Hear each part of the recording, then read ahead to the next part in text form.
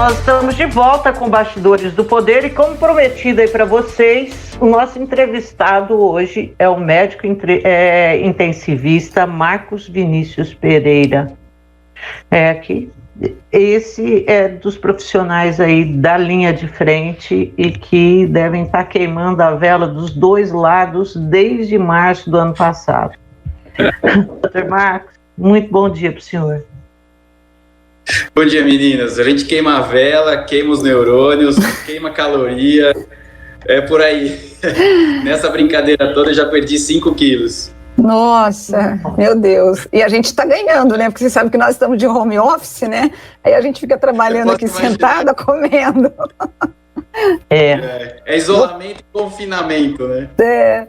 Doutor, a gente, na verdade, assim, por que surgiu essa ideia da gente conversar com uma pessoa que estava na linha de frente da Covid? Porque todas as vezes, isso sempre surge quando a gente tem que falar sobre as aglomerações, as festas no final de semana, aquele povo todo sendo dispersado.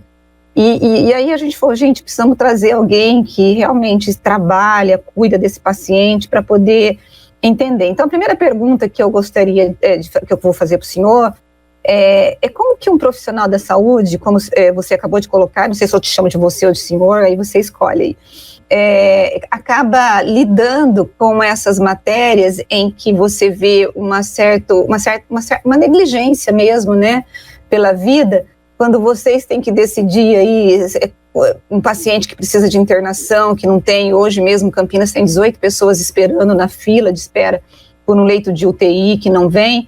Qual que é a sensação e a indignação, ou se tem, se não tem, quando vocês veem essas festas em cima de tudo que vocês passam? Olha, realmente a gente fica, quando nós conversamos entre nós aqui, a gente fica indignado. A falta de consciência da população, principalmente dos jovens, de ficarem fazendo festa clandestina. Parece que eles não têm a responsabilidade, não têm a imagem da consequência que é. O pior é que a gente já está começando a ver a curva de idade baixar. Então tínhamos inicialmente os mais idosos sendo acometidos e de alguma forma a vacina sobre eles trouxe algum resultado. É que o jovem, ao se contaminar na festa, ele tende a evoluir melhor ou até mesmo assintomático, mas quando ele vai para casa, aí ele contamina seus pais, seus avós, e são esses que vão bater nas nossas portas. E aí que é o grande problema, né? Mas a gente já está começando a ter muita gente de 40 anos, 35, de 50 anos, ocupando a maioria dos nossos leitos hoje de terapia intensiva. Então, eventualmente, final de semana, né, também moro aqui em Campinas, quando eu passo na Norte e Sul e vejo aquele bando de gente ali caminhando, puxa, não é o momento. Mesmo que você use máscara, sabemos que existe uma certa vulnerabilidade. Mas as pessoas estão optando por correr o risco, né? E a gente fica na outra ponta tentando conseguir leito para atender todo mundo. Mas aí está todo mundo assumindo essa responsabilidade. Agora, uma fala que eu sempre ouço assim dos médicos é que ela é uma doença imprevisível, né?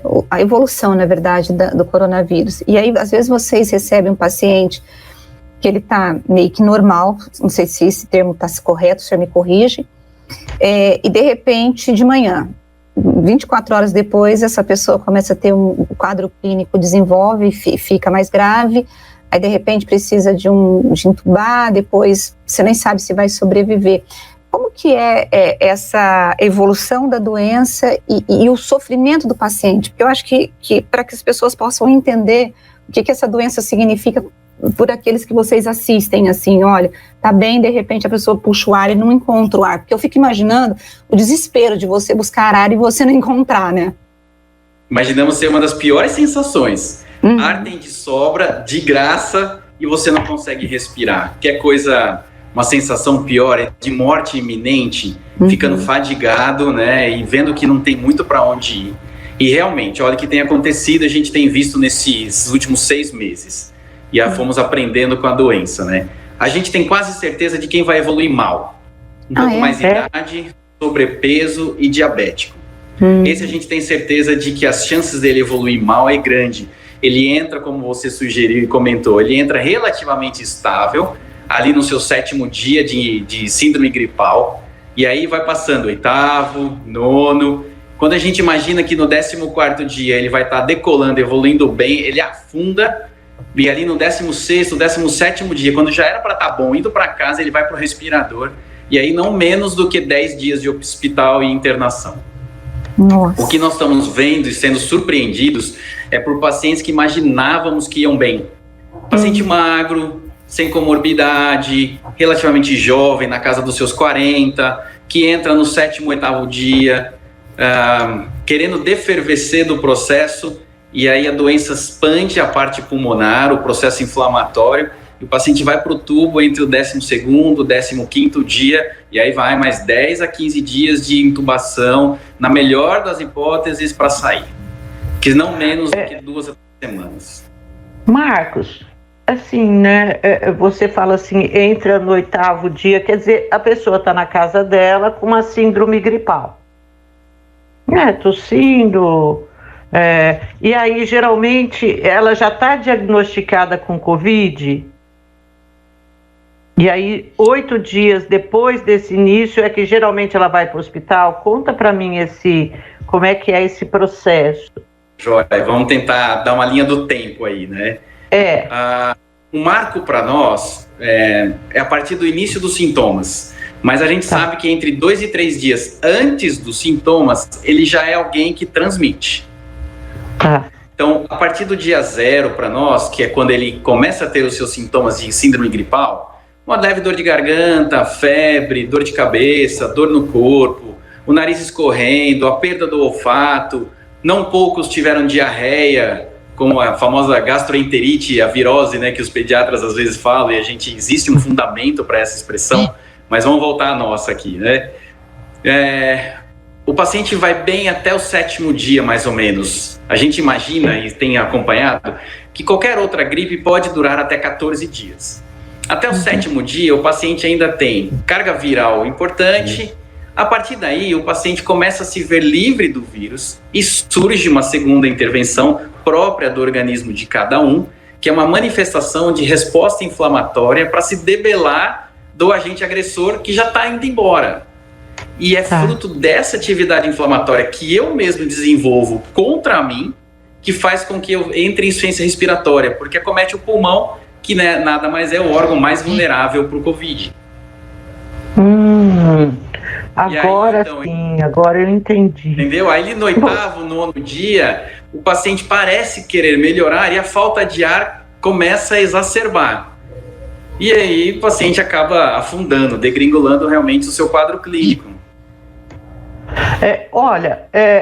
Assim, há cerca de 15 dias, eu acho que foi isso, eu ouvi, foi só um áudio, não foi vídeo não, um áudio de um assessor de um deputado que estava saindo da casa dele para ser internado. Esse assessor, ele veio a falecer.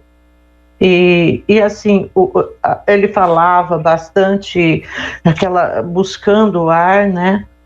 E ele estava fazendo uma série de críticas ao presidente, ao próprio deputado que ele assessorava, e um pavor na voz dele, assim, acho que eu não vou conseguir sair dessa, acho que agora eu vou morrer, porque eu me sinto muito mal, vocês não têm ideia de como eu me sinto falando assim. Psicologicamente, como os pacientes chegam na UTI? Olha, a gente já viveu de tudo aqui, desde paciente muito confiante, doutor, faça tudo o que der para fazer, muito tranquilo. Mas chegamos com pacientes suplicando pela vida. Geralmente eram pacientes mais jovens, pais ou mães de família, comentando que tinham filhos para criar.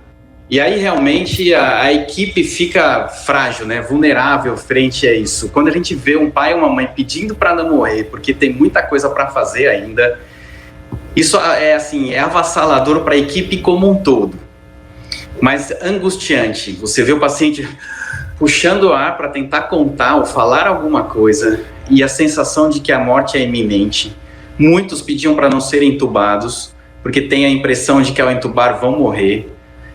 Não deixa de ser assim, angustiante e para a gente também é. Mas o que a gente menos quer é o sofrimento do paciente. Então, muitos a gente sabe que o procedimento da intubação é a oportunidade do conforto e do tratamento. Ficar acordado, puxando pelo ar, puxando pela vida, ninguém merece isso. Agora, doutor, em relação a tratamento, primeiro gostaria de saber a tua opinião sobre o kit Covid, né, que no Brasil acabou sendo politizado. Como que o senhor vê essa questão do uso desse kit para doença? E quando o paciente chega no hospital, quais são os medicamentos que vocês utilizam? São antibióticos para poder tentar controlar a cortisona? Tá. Uma opinião pessoal com relação ao kit, eu faço as palavras da doutora Luana, que teve na CPI. Então, se eu tiver Covid, eu opto por não usar nada até o momento. Não recrimino quem usa. Já atendi alguns pacientes que optou por usar com outro médico, que chegou para mim, a partir de agora, o senhor é meu paciente, nós vamos fazer o que temos daqui para frente. O daqui para frente são as internações, visto que eu trabalho só na unidade de terapia intensiva, né? O que acontece? A gente sabe que muito paciente, ele já chega com uma infecção bacteriana por cima de uma infecção viral que deixou o pulmão vulnerável. Então, o tratamento inicial é com antibiótico. A gente usa 2 tipos diferentes de antibiótico, um de uso comum para bactérias habituais, e há um tipo de pneumonia atípica, que nós usamos a famosa azitromicina, que vocês já devem ter ouvido falar. Né? E o uso do corticoide. O corticoide, nessa atividade, a gente usa para tentar modular a atividade inflamatória que está em cima do paciente, que foi o que trouxe ele para o hospital. Essa atividade inflamatória sou eu contra mim mesmo, que a desenvolvo, e é nela que nós vamos tentar agir agora, tentando controlá-la para que ela tenha o menor efeito deletério sobre o meu pulmão. Então, antibiótico e corticoide são as drogas de início para tratamento quando o paciente interna. A Zezé falou sobre como perguntou para o senhor como chega esse paciente na UTI, no seu estado emocional, né? E na mesma hora eu fiquei pensando como que a equipe intensivista trabalhando com uma doença, né, que vocês também podem pegar, inclusive no Mário Gatti teve um surto, o próprio presidente do Mário Gatti falou sobre isso, em que várias pessoas foram infectadas e estavam se investigando se pegou dentro do hospital, se foi fora, como que foi isso. Como que é esse emocional de vocês? Porque vocês têm que tratar de pessoas doentes, mas vocês também são vulneráveis, né, e podem ser infectados, por mais que vocês estejam com todos os cuidados das EPIs utilizando. Como que fica esse estado emocional da equipe? E mais, sabemos que há uma grande dificuldade hoje de se contratar profissionais que são especializados como vocês, médicos intensivistas, enfermeiros que atuam em UTIs, estão raros, na verdade, né? Como que é esse lado emocional, como é que é a tua rotina, não sei se você tem filho, quando você chega em casa, como que foi o começo, aquele desespero, todo mundo aí fica no hotel, nós não queremos você perto da gente. Tivemos isso mesmo, olha que interessante, ano passado foi uma situação, assim que começamos com a UTI Covid, eu lá dentro, né, eu passei uma semana dormindo separado da minha esposa. Depois a gente foi vendo que não tinha muita saída. Bom, vamos conviver, vida normal. O que eu faço, então? A minha rotina quando eu chego em casa. Eu sou logo recebido pelo meu filho menor, ele já chega e pergunta, papai, você tá convidado? Sim, filho, o papai tá convidado. Então eu já vou tirando a roupa, vou entregando para minha esposa que já vai pôr para lavar, tomo um banho e aí convívio normal. Não tem nada de diferente, né? Com relação à equipe, olha só que interessante. Ano passado, quando as coisas começaram, o pavor era assustador. Mas o lugar mais seguro para nós estarmos era dentro do Covid. A imensa maioria dos profissionais de saúde que pegaram, principalmente os relacionados à terapia intensiva, né, não pegaram na UTI Covid. Porque a gente entra tão preparado e com tanto medo que a menor situação a gente já estava lavando a mão, lavando o rosto, assustado, máscara N95, a viseira, luva, nossa, era mal reconhecido, parecia alguém que mora na neve, só aparece os olhos. E era o lugar mais seguro. E a gente acabava pegando o Covid, era no café. A hora que você ia tomar café na lanchonete, era ali que você tirava a máscara e se contaminava. Depois, a gente foi aprendendo a lidar com a doença, a vacina chegou, continuamos nos precavendo dentro da unidade de Covid, que continua sendo o lugar mais seguro, mas realmente, do ano passado para cá, o pavor diminuiu um pouco. É a semelhança de quando a gente vai fazer um procedimento que expõe sangue com agulha, por exemplo, num paciente que é HIV, que tem hepatite B, que tem hepatite C, que a gente redobra a atenção. Então, quando vamos cuidar de um paciente com Covid, a gente redobra a atenção, os cuidados sobre nós, sobre o próprio paciente, sobre a equipe que está em volta. O pavor desapareceu um pouquinho. Não nos fez baixar a guarda, porque continuamos sendo vulneráveis. Lembrando que nenhuma das vacinas garante 100% de imunidade, né? Todas elas oscilam abaixo de 95%. Então, assim, a gente acabou tendo muita gente contaminada, muitos dos nossos colegas, alguns faleceram, né? Vários médicos, técnicos de enfermagem. Isso foi, assim, avassalador. Você chegava e sabia, olha, o paciente faleceu.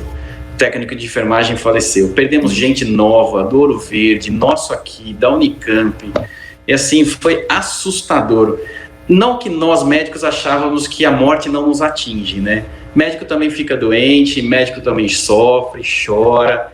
E assim, a gente foi lidando um dia atrás do outro. Mas cansados pela rotina. Entrar na unidade Covid, você abre a porta e não sabe o que vai esperar e encontrar lá dentro. Um bando de paciente virado de barriga para baixo, um bando de paciente de barriga para cima. Quantos você precisa avaliar gasometria, dieta, antibiótico, a sedação, a analgesia e o pior de tudo, ter que ligar para as famílias à tarde. Por que é pior? Porque é muito bom quando a família nos vê, quando as famílias veem a gente sofrendo, quando a família entra e pode ver o seu paciente, como ele está sendo cuidado, como ele é higienizado, tubo, catéter, monitor, respirador. Você imagina, a família está lá em casa por volta das 4 da tarde, esperando o médico ligar, sabe-se lá o que ele vai falar. Isso é muito ruim. Essa falta de contato, pele a pele com o familiar, é determinante. Isso realmente, mas a gente não tem outra opção. Eu não posso expor a família a entrar numa unidade Covid para ver o seu familiar e estar sujeito a adquirir a doença. Por mais que a gente o proteja, seríamos imprudentes em tomar essa conduta. É o que a gente faz, é chamada com os pacientes que estão um pouquinho melhores, que conseguem entender seus familiares à distância, tentar minimizar esse afronte que é. Bom, assim, o senhor estava falando do ritmo de trabalho, né, alucinante. Qual que é a rotina? Quantas horas o senhor tem trabalhado por dia? Em relação a fim de semana? Bom, férias não tem nem... É a perder de vista, né? Isso daí, pelo que eu ando vendo. A demanda realmente é muito grande, né? Eu hoje faço plantões em cidades vizinhas, eu trabalho em Limeira e em Paulínia também. Lá eu faço 12 horas nas UTIs Covid dessas cidades. Aqui no Mário Gatti, eu venho quarta, quinta, sexta, fico... que é sábado e domingo, e segunda e terça, por conta de auxiliar na parte de telefone, da rotina, da dinâmica, da organização dos leitos. É ininterrupto, né? Eu entrei hoje às 7, não sei que horas vou sair daqui. Mas tem outros médicos, né? Os médicos que estão diretamente relacionados com os pacientes. Mas a gente entra às 7 horas da manhã sem previsão de que realmente vai conseguir sair às 19. Ficamos em torno de 8 a 10 pacientes para cada médico, cada um na sua peculiaridade, cada um tem uma doença, comorbidade junto, que a gente também não pode ignorar, precisa de tratamento. Uma rotina de entrar logo pela manhã. A gente sempre vai no paciente mais grave, quando a gente já pega o plantão de quem estava à noite, é o paciente que vai mais demandar o nosso tempo, então a gente já vai direto nele, e os cuidados começam por ele. Os que estão mais leves, mais já em piloto automático, a gente vai vê-los mais no final do meio da manhã. E aí a enfermagem vai nos alimentando como é que cada paciente está indo, quais são as alterações, e a gente vai intervindo na conduta de cada um. Eu e a Zezé, às vezes quando a gente vê o povo nas festas, e teve um dia que teve um bingo aqui em Campinas, que foi estourado, E tava cheio de velhinho lá dentro, os velhinhos tudo lá, né, sem máscara e tal. E também dos bingos. E às vezes uma vez, aqui no programa, ela falou assim, olha, Rose, se eu fosse médico, eu ia fazer o seguinte, esses que estavam na festa e que pegaram a doença, eu ia botar um número e deixar eles pro final da fila. Você perdeu a sua vez, né? Você desrespeitou.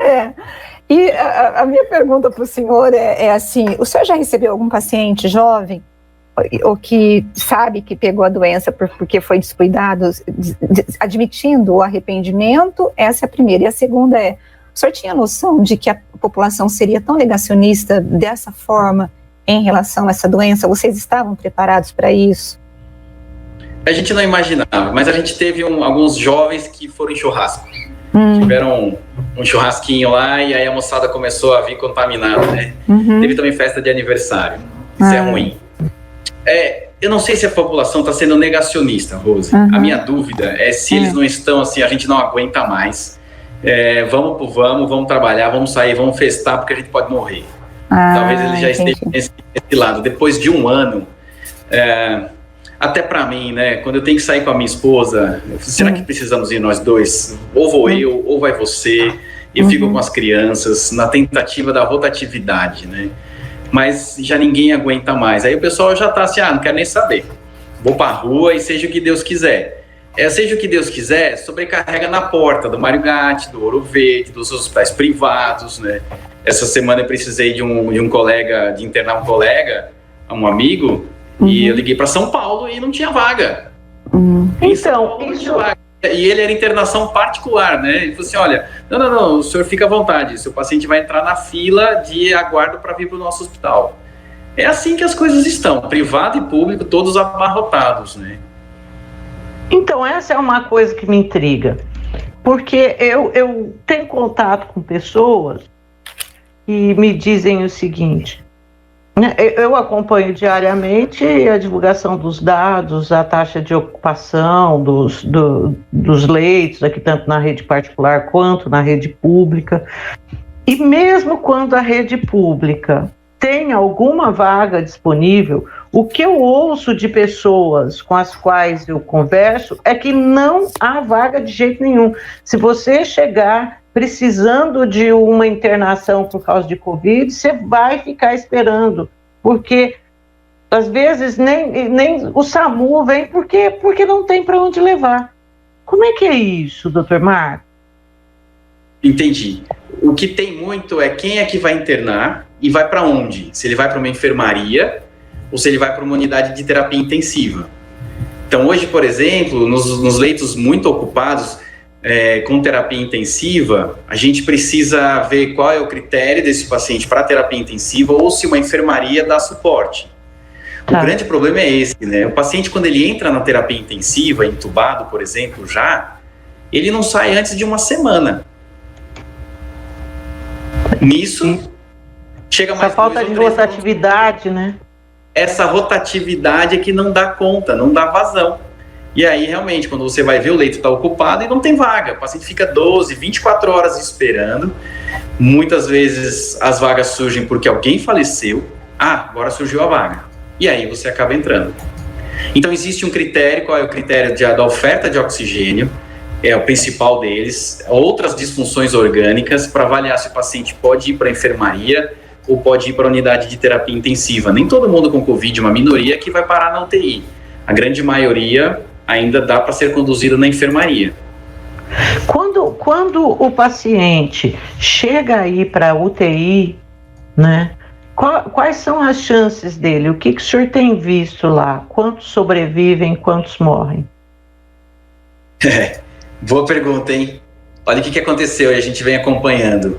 A gente está com uma taxa de mortalidade entre hospitais públicos e privados no nosso país de 40%. Isso é um absurdo. E não é porque o paciente deixou de receber qualquer coisa, pelo contrário, ele recebeu tudo que tinha direito, tudo que precisava naquela internação, mas que a doença o avançou e o progrediu a ponto do óbito. Então, numa unidade que fossem 100 leitos, 40 pacientes daquela unidade vão falecer nessa internação pelo Covid ou pelas complicações do Covid. Isso tem sido aqui, eu tenho acompanhado na Unicamp, Limeira, os áudios e as matérias de hospitais privados de São Paulo e com colegas, a mortalidade está batendo de 40% a 45% de óbito. Em que uma UTI, por exemplo, a gente tem 12% de óbitos em um mês. Fora o Covid, já passamos meses aqui na UTI do Mário Gatti sem morte. Um mês sem morte, não morreu ninguém. O suporte é tão avançado que o paciente não falece. Às vezes o paciente falece na enfermaria, às vezes vai embora para casa, acaba falecendo em casa, mas não é porque entrou na UTI que vai morrer. Pelo contrário, ao ir para a UTI, a chance de sobrevida aumenta. Mas é por tanto suporte artificial que a gente acaba conseguindo conter, segurar o paciente, ele dá uma melhorada e acaba falecendo de outras coisas. Ai, Rose... Não, eu preciso liberar, porque ele falou assim, quanto tempo? Eu falei, 20 minutos, nós já passamos. Nós já passamos dos 20. Mas olha, na verdade, eu acabei de colocar aqui no grupo, Dr. Marcos, falei, nossa, eu tô adorando a entrevista, porque o senhor traz vou chamar você de você que você é novo. Tranquilo, obrigado. Traz essa coisa da realidade mesmo, né, de como que é estar à frente dessa equipe, trabalhando, cuidando. É importante. Eu queria, na verdade, terminar com o senhor falando para a população, né, assim, dando um alerta mesmo, para que ela possa, eu sei que a população está cansada, mas é importante porque, apesar desse cansaço, quem vai sofrer se precisar de uma internação, se precisar de um hospital, se ficar doente, vai ser ela, vai ser essa pessoa, né, e como é difícil. E pega, né? Eu acho que uma coisa importante, assim, as pessoas têm que acreditar que esse vírus, ele está circulando, de verdade, não é mentira, nós não estamos aqui inventando que tem um vírus que está circulando, ele está mesmo, né, Marcos? E antes disso, vocês trabalham com a possibilidade de uma terceira onda ou não? Como que vocês estão trabalhando? Ou vocês já não querem mais nem saber de onda, vocês já estão... Bem falar em onda, não. Olha o que aconteceu. Nós tínhamos uma previsão de uma terceira onda, não tão intensa quanto a primeira nem a segunda, para o final de junho. Mas a gente está vivendo um patamar alto ainda da segunda onda. Então eu ainda questiono se a gente vai ter a terceira ou se a gente não vai abandonar a segunda onda. Como foi? No finalzinho de março para abril, a gente teve um suspiro. Desculpa, de abril para maio. A gente teve um suspiro. Chegamos a ficar com poucos pacientes na sala verde, a UTI sempre cheia. Outros hospitais da região também falaram, engraçado, não está chegando paciente grave na porta. São todos de enfermaria. A UTI deu um suspiro, mas no final de maio para junho, já degringolou de novo. E aí a gente está realmente vendo esses detalhes. Então não creio que a gente vai ter uma terceira onda. Na verdade, a gente vai ter a manutenção num patamar elevado da segunda onda.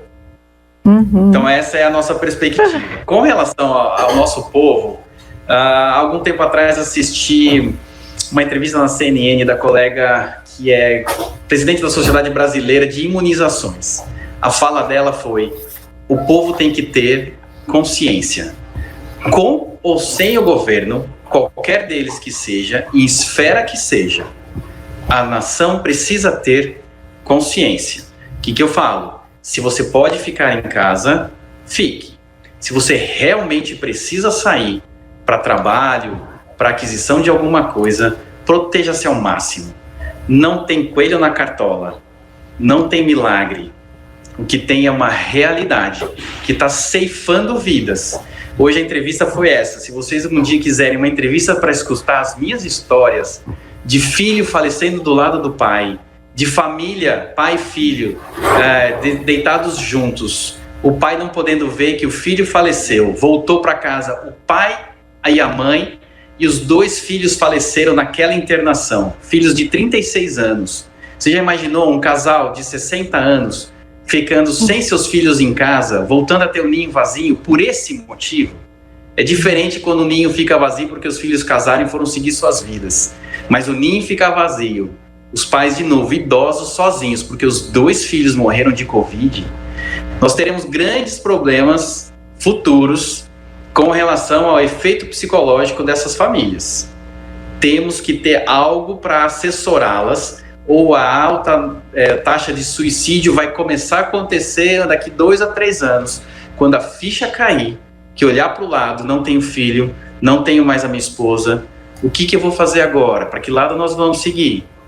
Se não houver um suporte psicológico, psiquiátrico, religioso, seremos uma sociedade vulnerável nos próximos anos. São 470 e tantas mil mortes de famílias avassaladas. Posso ver o que vai acontecer conosco. Dr. Marcos, muito obrigada pela sua entrevista, foi excelente. Olha, que delícia conversar com o senhor. Um assunto muito triste, mas uma entrevista muito gostosa. Muito obrigada, viu? Meninas.